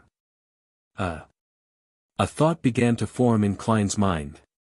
Under St. Samuel Cathedral, Sol Assurer Soest assembled his team together to discuss their subsequent actions. He looked at the black-haired, green-eyed Leonard Mitchell and asked, half asking and half evaluating, "If I were to relegate this matter to you, how do you plan on investigating the 2 cases related to the tarot ritual?" Leonard lifted his hand to comb his hair, smiled, and said, "First, I would go according to my train of thought from before. I would do a reverse search for the people or organizations seeking the Fool's believers. They might know something. Second, I would reinvestigate the first 2 cases and place all the people involved in a name list, regardless of if they were suspects or not. Then, I'll use the powers of a nightmare to inquire and eliminate them one by one. The devil might be in the details, hidden in the person who's most improbable." Soest let out a chuckle. "I've read through the dossiers. These 2 cases involve a lot of people, each living in different places. Wanting to re-examine them is quite difficult, and some of them are already Beyonders who are secretly active beneath the surface. They know how to hide themselves very well, and we have no way of knowing where they are. If we were to perform an investigation according to your idea, then what we need wouldn't be a small team. The Church would have to inject at least 5 more Sequence 7 or above Nighthawks and the corresponding support personnel. The case we are in charge of is focused on the devil summoning case," another Red Glove reminded Leonard. Leonard didn't seem angry as he let out a soft laugh. "I know. I'm only providing my point of view. As for whether or not it is used, or the extent to which it will be used will be decided by Captain Soest. He paused for a moment and revealed a puzzled expression. I don't understand why the two cases related to the tarot rituals didn't have a high priority. The former involved an evil god's attempted descent, countless times more serious than a mere devil summoning. Soest picked up his coffee and took a sip before leisurely answering, the Nighthawks have limited manpower. All cases require a certain priority level. Up to now, the secret organization represented by tarot cards hasn't expressed any obvious malice towards us. Their actions, to a certain extent, have helped us. For example, they foiled the descent of the true creator, as well as letting us know that the human trafficker, Capim, isn't a simple person. There must be some big secret underlying the matter. After saying that, he smiled and said, perhaps they can help us discover even more unsavory matters. Of course, the necessary investigations must be carried out. No one can guarantee that a secret organization will not end up being our enemy in the future. I see, Captain Soest. Let's focus on the devil summoning case, Leonard said earnestly. In a Backland winter that was inseparable from fireplaces and fog, time flew by amidst these cold and grey sensations. In the blink of an eye, there was only half a month left until the new year. Klein extinguished the charcoal in the fireplace and put on a double-breasted frock coat over his dark red woolen vest. Nearly 3 weeks ago, Leopard finally received the bike patent and began looking for suitable second-round investors. Steam Power mogul, from his cage, ended up showing some interest in this. After several meetings, the three parties agreed to conclude their final negotiations today. During the past month or so, Klein led an uneventful life. Through his investigations, he slowly digested the potion by strictly following the principles. Now, he was just short of a relatively bigger performance that he needed to initiate to completely digest it. If there are no urgent matters, I can avoid taking risks. It would take about another. As his mind wandered, Klein removed the half-top hat from the coat rack and smoothed the folds with a brush and handkerchief, removing the dust. The badge left behind by Lenevis indicated a January 4th gathering. He had no strong intentions on attending it. During this time, the Tarot Club continued being held on a weekly basis. Klein obtained a few pages of Roselle's early diary entries, allowing him to witness how he went from a weakling, who only knew how to dream without taking actual action, to becoming a playboy who actively hunted. Apart from this, he gained almost nothing. Although the werewolf Beyonder characteristic was handed over to the Hanged Man for sale via the world, a sale involving more than £1,000 was obviously not easy to close. The werewolf's unique trait of being cursed also caused many interested parties to shrink back from it. However, a few days ago at a tarot gathering, the Hanged Man told the world that he had contacted an artisan from the Church of the God of Steam, and the other party was clearly interested. Let's hope the deal will be closed this week. There are still no clues to the wind-blessed formula which Mr. Hanged Man wants.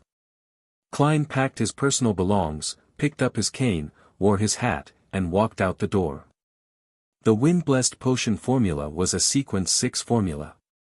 It wasn't that easy to encounter one. The Hanged Man, Alger, had waited for more than a month without receiving any good news. Justice Audrey, after undergoing a long period of observation and testing, was finally accepted by the psychology alchemists. She reported to Mr. Fool that she should be officially joining the secret organization this week, hoping to be blessed ahead of time to prevent any accidents from happening.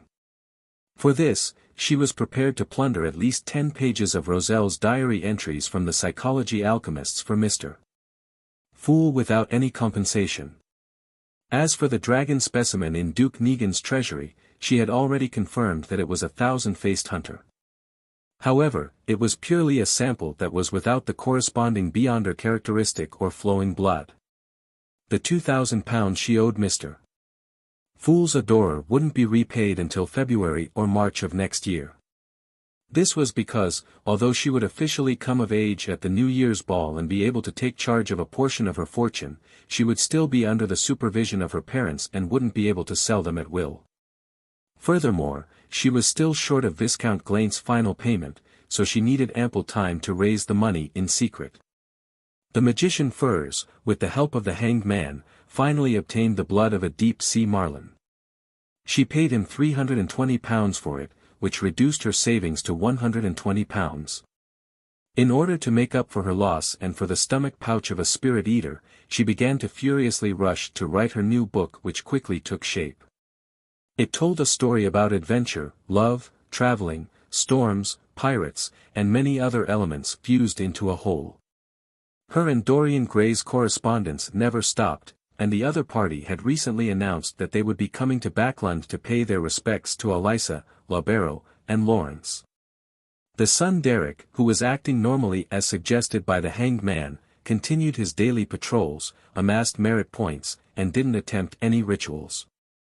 At every tarot gathering, he would skillfully pretend to be asleep, and he didn't reveal any problems for the time being. Usually, he would occasionally take a nap to prevent any irregularities from being detected which would put him under suspicion. According to him, Shepherd Elder Lovia didn't leave the bottom of the spire 7 days later and was still locked in there for unknown reasons. With the Aurora Order's Mr. A searching for the followers and adorers of the Fool, they failed to receive any valuable clues with Klein's deliberate attempt to keep a low profile. And the Beyonders, who knew the honorific name of the Fool, all understood that they should never chant such words carelessly. Unless they were in dire straits, and they definitely didn't have the courage to pray to an existence that was suspected of being an evil god. Emlyn mentioned the last time that he had some clues for the corresponding ingredients and that he might be able to confirm it soon, but the problem is that I'm lacking the money now. With a silent grunt, Klein took his cane and walked to Lawyer Jurgen's door. When the doorbell rang, he took the initiative and instinctively took 2 steps back. Not long after, the door opened and old Mrs. Doris cheerfully opened her arms to give Klein a warm hug. "Oh, the doctor you introduced last time was wonderful. My body hasn't been this healthy for almost 10 years. Doris, seeing that the detective was standing far away, could only fold her arms and express her delight and feelings in words. Klein said in an amused and exasperated tone, "Mrs. Doris, you've already told me this for the 9th time." He saw Brody, the black cat, sitting on top of the coat rack. Although it looked precarious, he was able to maintain his balance. "I can do that as well." Klein made a self-evaluation. "Is that so?" Old Mrs. Doris asked, perplexed. She immediately tossed the question to the back of her mind and said with a smile, "Are you here for Jurgen?" Klein immediately revealed a smile. Yes. Matters involving negotiations needed the help of a professional lawyer. Chapter 410, From Is Cage Translator, Atlas Studios Editor, Atlas Studios St. George Borough, Surd Street. As soon as Klein and Jurgen alighted from the carriage, they saw a massive object parked in front of Inventor Leopard's door.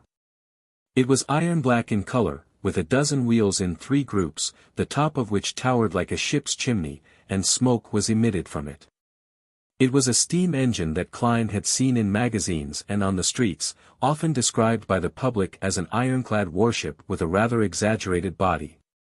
If the streets that hadn't been built or rebuilt in the last 20 or 30 years, then it would have filled the roads and left no room for horse carriages. Therefore, transportation vehicles such as this could only be seen in certain areas and places. At this moment, the heavy glass window and door of the car opened, and 2 figures stepped out. One of them was the steam power mogul, From Is Cage, whom Klein had met before. A quarter of his blood was of the Fasak Empire, and he had pale blue eyes and a tall, but bulging build. He had a pipe in his mouth. The person beside him was wearing a heavy black coat with a grey scarf wrapped around his neck. His features were unremarkable. He looked common with his black hair and brown eyes, yet, he exuded an inexplicable sense of familiarity. "Hi, Detective Moriarty, you're really punctual." This is my lawyer and partner, Pacheco Duane. While they conversed, two burly men got out of the steam-powered vehicle. They were obviously Framus's bodyguards. How unprofessional. Shouldn't they come down first and then open the door for their boss? Klein grunted, smiled in greeting, and introduced his lawyer, Jürgen. While he was waiting for Leopard to open the door, he casually chatted with him. "Mr. Cage, is this kind of steam-powered vehicle popular? Do a lot of people like it?" Framus Cage laughed. "Those who think that they're decent say that it's too barbaric and crude, and ordinary people can't afford it. Only I, an enthusiast of such machinery and steam, would be willing to buy it. It's mainly because many streets are too narrow," Klein said in consolation. Framus Cage was the investor he found, and he had little to do with Leopard. When he was playing cards at the Quelag Club, he had deliberately mentioned it, and the equestrian teacher, Talem, immediately mentioned that Framus liked similar inventions, offering to introduce them to each other. This made Klein sigh with emotion. The club really was a great place to develop connections, and the members who joined it were never really interested in the free food, drinks, and activity venues. This is indeed one of the reasons. As the population increases and the cities grow larger, the horse carriage will definitely be eliminated. It's just too slow. What this world is pursuing now is efficiency," Framus said confidently. He then revealed a smile. "Also, I've already obtained an order from the military. They want me to make some improvements, just like it was mentioned in Roselle's manuscript, increase the armor's bulletproof plating, cover the tracks so that it can drive on a simple road. In addition, add a thick cannon barrel, and then this will be a brand new weapon." Roselle's manuscript. Klein sighed silently, and for a moment he didn't know what to say until, finally, Leopard opened the door. In the discussion that followed, the main people talking were Jürgen and Pacheco. The two lawyers would argue with each other and discuss the terms with their employers, while the completely unprepared inventor Leopard sat there in a daze. Only when asked would he give his opinion. Finally, the three parties agreed that Framus would invest £1,000 to take 20% of the shares, and the shares of Klein and Leopard would fall by an equal ratio, 28% and 52%. At the same time, Framus agreed to buy a further 18% of Klein's shares at a premium, and this cost him £1,000 after taxes. Similarly, he would buy a 9% stake in the company at a post-tax price for £500. As a result of this deal, Framus became the largest shareholder in the newly established Backlund Bike Company, with a 47% share. He became responsible for the subsequent industrialization and marketing, while the company would be funded with the £1,000 he invested as the initial capital. Leopard was the second largest shareholder, with 43% of the shares. His job was to help in the setting up of the assembly line for mass production. Mr. Klein, who only had the remaining 10% of the shares, became a purely financial investor. And the £1,000 he earned from selling his shares had sent his personal wealth skyrocketing to £2,235, almost enough for him to buy a main ingredient for a faceless potion. As a private detective, he still continued accepting commissions in the past month or so his daily expenses didn't drain his savings.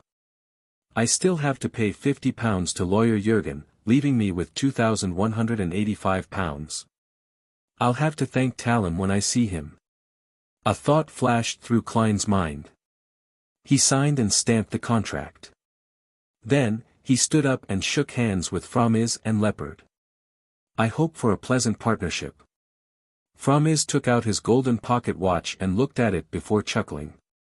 "Normally, we should have lunched together to celebrate the closing of a deal, but there's an important person waiting for me. I'm really sorry, but there will still be a lot of opportunities in the future." An important figure, another one. The one behind Talem. The one that I claimed reimbursement from using fake information that points to the Aurora order.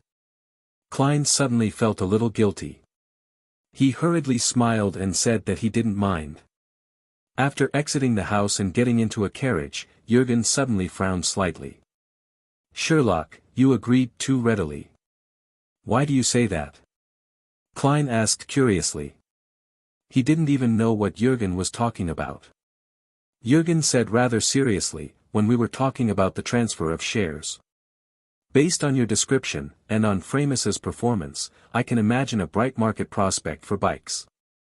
Although it's just an invention at the moment, deflating the overall valuation, you should have kept more shares even though £5,000 is a good price. That way you can get better returns in the future. I thought you were only going to sell 8% and have the confidence to haggle for £500, but you actually agreed to 18%. Even if it were only £500, you would have made a several-fold return on the investment. You shouldn't have been in such a hurry. Because I'm in need of money. However, I did agree very readily without any hesitation. It was a huge transaction, so that does seem rather abnormal for me. As Klein thought back to the scene from before, he began to have some doubts deep down. Was I unconsciously influenced by Framus or that lawyer Pacheco? One of them is a beyonder. Fortunately, the price was fairly reasonable. As he pondered over the matter, Klein said to Jürgen, who was waiting for an answer, "The new year is coming soon." He had no idea how to explain it, so he randomly chose an opening. If the other party was a smart person, then they would go along with the opening and perfect the explanation with their own reasoning. There was no need for Klein to describe it any further. Of course, this was a move aimed at smart people. Ordinary people would end up pressing, so, or, what exactly happened? Lawyer Jürgen was obviously a smart man. Noticing Klein's brief silence, he nodded and said, "I understand." "What do you understand?" "I haven't even thought of what to say."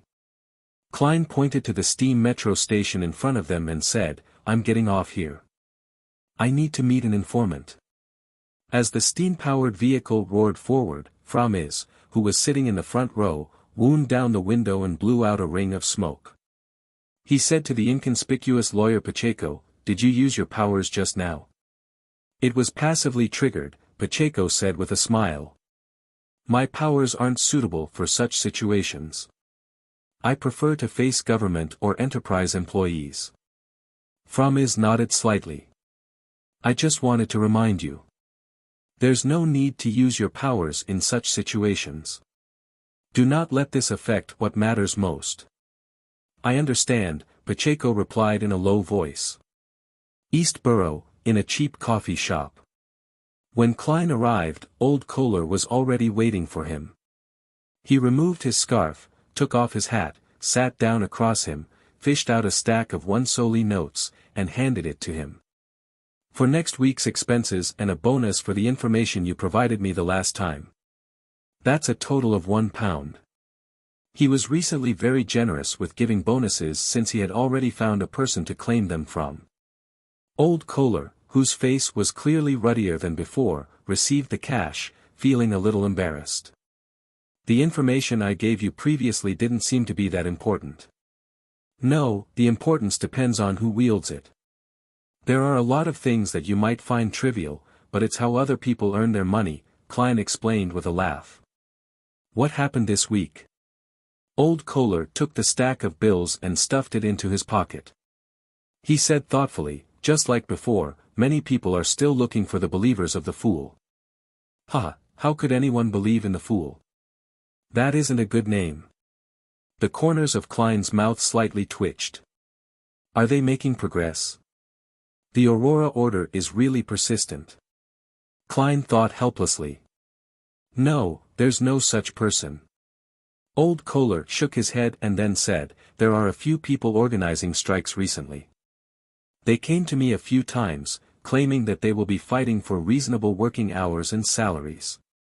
It's a very normal thing in this era, but it can lead to quite serious consequences," Klein thoughtfully said. "Pay attention to the organizers of this matter.